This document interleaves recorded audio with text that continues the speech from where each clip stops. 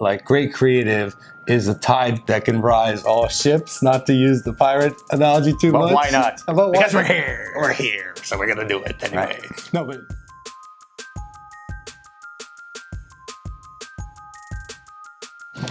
hello and welcome back to another episode of More Than Marketing. I am Arsha Mirsha, your host. This is Bart Hurd, creative director at Web Mechanics. Arr. And he's doing that because we are in our Halloween costumes today. Let me take this hat off. It's very, very warm for the podcast listeners. And I'll just say, today's the best day for me to say, Arsha Mirsha. It's good, right? I mean, that R. Arsha Mirsha. You get the pirate's name. I know, I totally do. I love it. It's so good. Yeah, so for the listeners, we're dressed up. Bart is a pirate. Shocker. Well, but let me say this, though. Creative director, right? You didn't go to like Party City and get... No. Right? No, this is a costume that I have put together over a few years. Right. And that's why I have to wear it every year. And it evolves. Yeah. I imagine over the years, right? Well, no, my wife said we're done evolving. Well, I mean, she's like, you're done. For the listeners, like, look, you're wearing this, like, people on YouTube can see this, which is awesome. You got these like bone, necklace going on, which is awesome. Yeah, I mean, it's so authentic. It's like Johnny Depp gave you his Pirates of the No, mine's nicer than his. Oh, that's even better. It's cleaner. Wow. I'm not a filthy pirate. Bam! Look at that. Even better. Love it. Take showers when I'm ashore. Thank you. Good to know. It's in the handbook. I try. You should personal hygiene. It's important to us here. Totally. Yeah. Look, creative director, fitting that you put together your own, pirate costume, right? Fitting in that creative and all that. But that's what I want to talk about today is creative, because I have a concept of creative. So does the world. So do you. Yeah. And going along with all that, I'm the guy in a Care Bear onesie, $20 from Target. Because I'm more of that analytical. If you were to ask, right. I'm more of the data, the analytical, the science. But again, another good Care Bear. It's another good one. Just keep going. It works. Yeah. Hey, one question for you. What is what's a pirate's favorite letter? It's the C. Second favorite letter? I. Third favorite letter?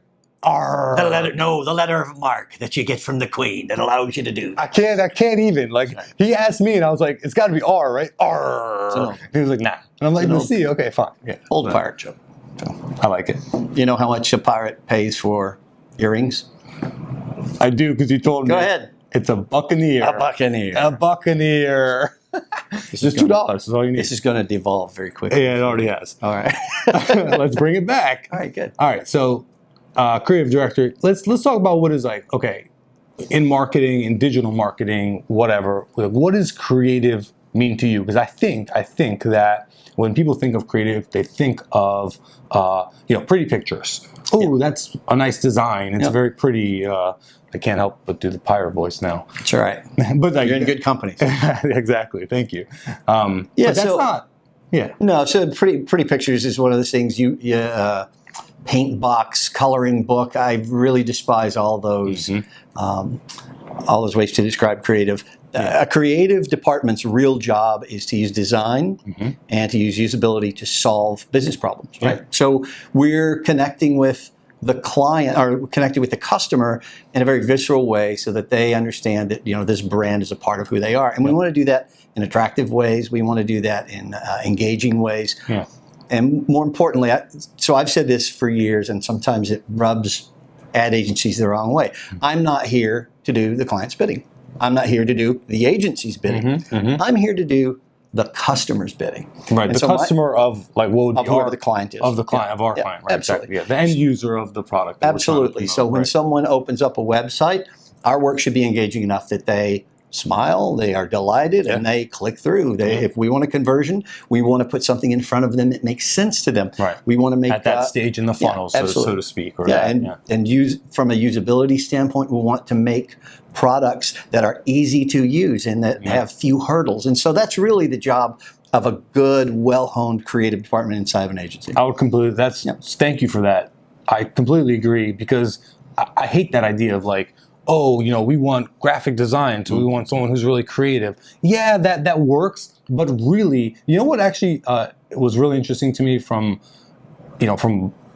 you and what your department does, you guys and gals come up with the most interesting or I hate the word, I can't use the creative word, I don't want to use that, but you guys solve the business problem. Like, you don't just say, what pretty picture can, you say, wait, is that the problem or is it something else? Let's actually talk about that before we start trying to devise a solution. And when you talk about pretty pictures, I mean, that is the province of a designer, say, right? A visual designer's job is to make things the most attractive. Yeah, of course. A copywriter's job is to garner attention from that headline that leads to a subhead that leads to a paragraph. So when you're talking about usability or you're talking about art direction, all of those things are about carrying people through the experience. Yeah. And so there is a place for that. I mean, every designer who says that's an ugly site clearly has an opinion because they have a sense of good design. And I'll tell you the most interesting thing that I've learned in doing this for so many years is that not everyone can tell you good design, but virtually everybody can tell you bad design, right? That's so good. So when you're asking the creative department to do something, it's always better to sort of stand back and let them give you a solution, because the solution that you think might work or you think that you want executed may not be the best solution, right? And that department, rather than being a production department, and there are plenty of people out there who are production artists, and they do execute the work, and thank God for good illustrators. I mean, over the years, I've had projects that I really needed a style that I could not do personally as an artist, but I want to hire them. So those people exist, and they're great. But in the context of an agency setting, a creative department's not just to generate what exactly the client wants or what in the marketing department wants. Is our job is to discover what the problem is, uncover, after we've uncovered that problem, helped you tease out the real heart of the problem, how to solve that with the skill sets that we have. So. And that's what while you were talking, I was thinking, that's what I find most interesting about that department, right? It's not like we're just like, hey, we need a landing page and it should have, a picture of a woman on it or whatever, right? It's, you guys ask us questions, us being the marketers, you guys ask us questions that are like, that suss out the actual business problem that we're looking to solve, right? So it's not just like, hey, give me some banner ads. It's like, well, who's the audience? Exactly. I was going to say to your example, give me a web page or a landing page with a woman on it, right? What age is that woman? There you go. What does she do for a living? Why are we even talking to her? We're talking personas. And does she have kids? Does she have sort of personas and archetypes? Because we talk about we use a phrase archetype internally because it's a little more behaviorally centric than user centric. And so when I say that, what I mean is instead of saying this is Jane and she's 29 years old and she lives at the edge of town and that's like a persona. That's a persona, right? But some of our personas tend to be archetypes. This is a person who really needs health care. And so rather than drilling down to her,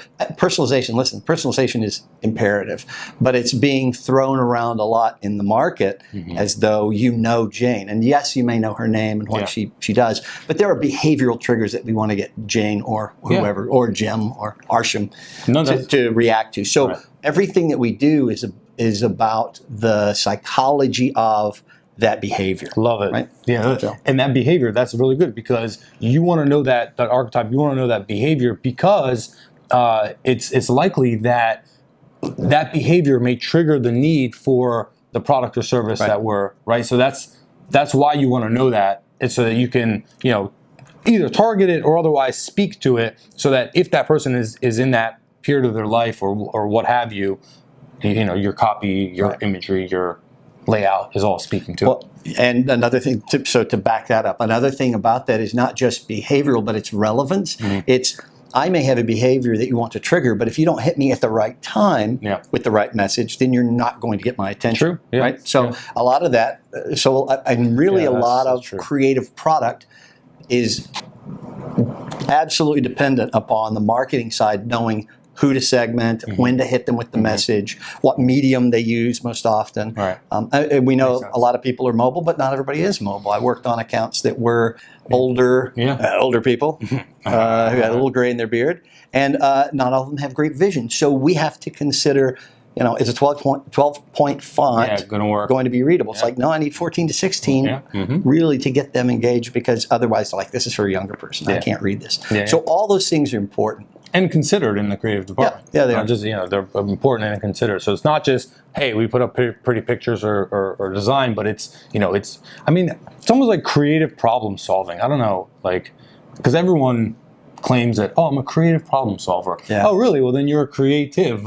Well, I think when people say I'm a creative problem solver, what they're saying is, I have an approach that is not the typical approach to solve problems. And you could say I'm a good problem solver. When I'm talking about creative problem solving in this light, what I'm talking about is the ability to use the principles of design, the principles of copywriting, the principles of usability to solve that problem. Right? So it's not just we have some out-of-the-box thinking, or we have a different way of approaching it, or breakout. I always love that one. We have breakout work. Breakout. That's one I... But breakout work, breakout work. So, but in reality, you're always challenged, especially in a media-rich environment, you're always challenged to find a way to get someone's attention. Yes. And so the best creative work can do that. And my personal belief is it does that when we get to people's emotions quickly. Right? Yeah, well, yeah. That's television, broadcast medium is very good at doing that. Right. Digital media is not so great. Not as great, And until you get to video. Well, yeah, but I think there are ways to do it in the timing of the message, and how the message is written, and the imagery that you use. All of those things are very important. Yeah. The problem is that, and it's not a problem, the challenge is that there are lots of brands who are doing mid-funnel work and want lower funnel results. So lower funnel work has to be very hard-hitting. It's about direct response. Absolutely. DRM, CRM is about, I need this right now. So the need is, show me the percentage on your credit card. If it's low enough, I'll click. Right. On the other hand, if I don't trust your financial institution, or I don't know who you are, then we have to walk back up the funnel, and the work's got to be different. Right? No, completely. And there's some great examples of that in the market too. Talking about how to trust an institution, showing where they are in your life, showing how they empower you. So all of those things are emotionally triggered. And as you get further down the funnel, those things sort of get shaved away, and you get right to the offer. Right to the point. Yeah, exactly. But first you got to build trust. First you have to build awareness, then trust, then So that's classic marketing. Classic marketing funnel. Yeah. Can you define DRM and CRM for people who may not know? Oh, sorry, direct response or consumer response, but that we used to call it consumer response, but it's not. It's I think CRM has a different. Definition customer relationship management. Customer relationship, like the system, like a Salesforce or HubSpot or Zoho, whatever. But so DRM direct. I just call it DR, direct response. Yeah, DR is fair. Bottom of the funnel. Yeah, absolutely. Let me flip the script a little bit. Let's actually find the intersection of you and I, right? So I'm like kind of data guy, science guy. How does data science, how does data kind of impact creative? So without data, it's just hypothesis, right? Yeah, I would agree. And so this is, and I hear data-driven creative these days, and it makes me laugh, because prior to the idea of data-driven creative, there was a brief, and that brief was filled out by a strategist, and that strategist looked at data to make the assumptions. Just we have more data available now. Nowadays, right? And I think the new use of data in creative is that, yes, we're going to use that data to inform what we do, but we have a much better way to quickly measure what we've done. And pivot so that we can say change the message or change the image or change the placement to know if the customer's getting the right message. Like, for instance, hey, we're going to change just the message on this banner ad, not the actual graphic, for instance, right? Sure. And see what impact that has. Or even the offer, right? With just the offer. Like, here's two different offers. Right. Exactly. Also, I think that something, like for me, so in my mind, there's two types of data. There's qualitative and quantitative. Quantitative being, numbers, metrics, dimensions, such like that. Qualitative being more, voice of the customer, right? So, and user behavior on your website, such as like heat mapping or user session recording. How many clicks? Yeah. How much time I spend? Right. Well, yeah, and those I would say are quantitative. Yeah. Quantitative, but qualitative really informs creative big time. I know you guys have done like customer surveys, voice of the customer. Like you'll actually interview customers to understand where they are. Basically, build the archetype. Yeah, and that's huge. An example of that I've seen in my past is we're doing really well with this page. People are only spending about 3 minutes and going to the next page. And then when you interview customers, they go, I spent 3 minutes because I was terribly confused. Right. And I just had to click the next click to see where I was going. So it made us go back and pull that data from pull that information from deep within the site and pulling it forward so that they get to their decision point quicker. Yeah. And there's plenty of times that happens. And Very you'll interesting. hear I had not thought about that. That makes sense. Like, whoa, we got 3 minutes on this page. That's awesome. We're doing really well. And but like, they're just confused. wait, no, actually they're confused. Yeah. Right. So that's why you have to have bounce rates too. They sound terrible. It's like, oh, people get to this page and they immediately go somewhere else. It's like sometimes that can be fine. Yeah, sometimes it's a good thing if they are taking the action that you want them to take. Exactly, and they see exactly where they need to go. Right. And they go ahead and go there. I completely agree. If you've spent 30 seconds on a page and you're terrified that your bounce rate's too high, see where they're landing and see if it's actually getting you conversions. And then it's the right place to be. Right. So. 99% bounce rate. Arr. Arr. Yeah, that's bad. Well, okay, maybe not. That wouldn't be. I don't know how good of a story you could do out of 99. I don't know. I'm just there. 99 bottles of beer on the wall. All right. Well, our 16 men on a dead man's chest, right? I have no idea. Yo-ho on a bottle of rum? Yo-ho on a bottle of rum. We have once again descended away from our topic. I know. Well, that's going to happen.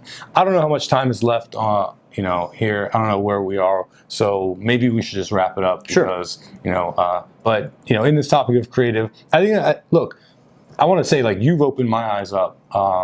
Last question I have for you. When creative is doing their job, not their job, when creative does a great job, what is the impact? When it's effective. When it's effective, what's the impact? So it depends on how you measure it, right? Everything's about KPIs. Yeah, and exactly. Even creative's about KPIs. If we want to do a site that is well designed and gets the eyes of our peers, suddenly the KPIs, did we win an award for it? Right. Like, yeah, that's great. Right. If we see conversions up on a specific A/B test, for instance, so a split test, we've done 2 tests, and we see this particular image and this particular message does better, then we know it's been effective. Yeah. It's always... It goes down to the KPI. Yeah, it really does. It's how you measure it. And I think there's a double-edged sword with that. One is that sometimes the KPI can be out of skew with what the creative actually has the ability to do. Yeah, they may not have the scope or the range to impact it. Yeah, I want you to have killer conversions on this ad. We've got a great message.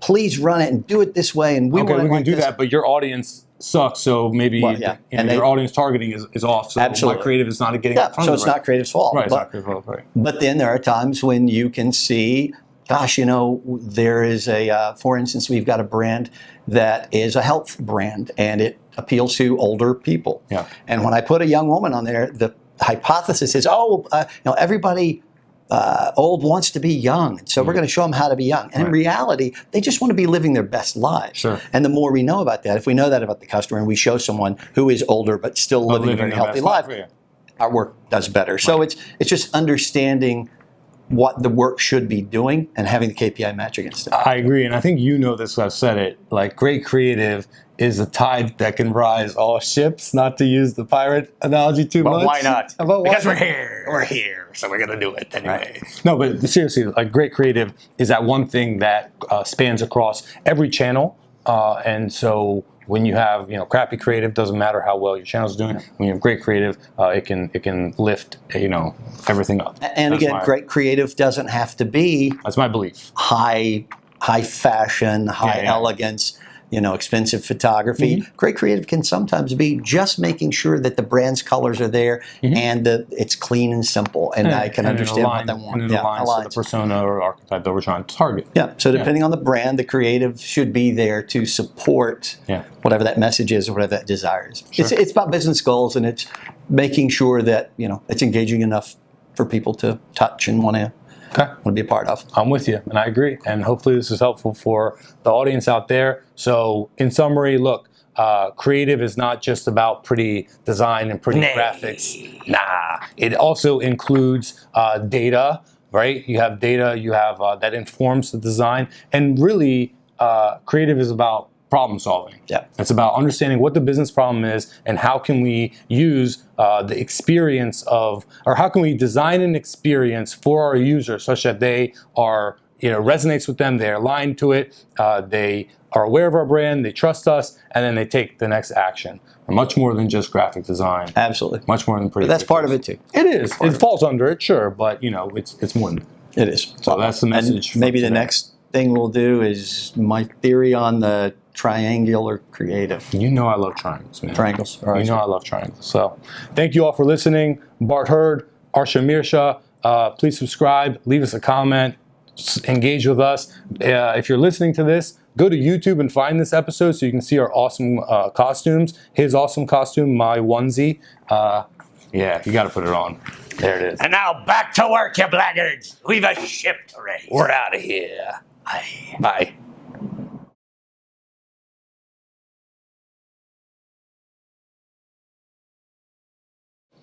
All right. I've done this before.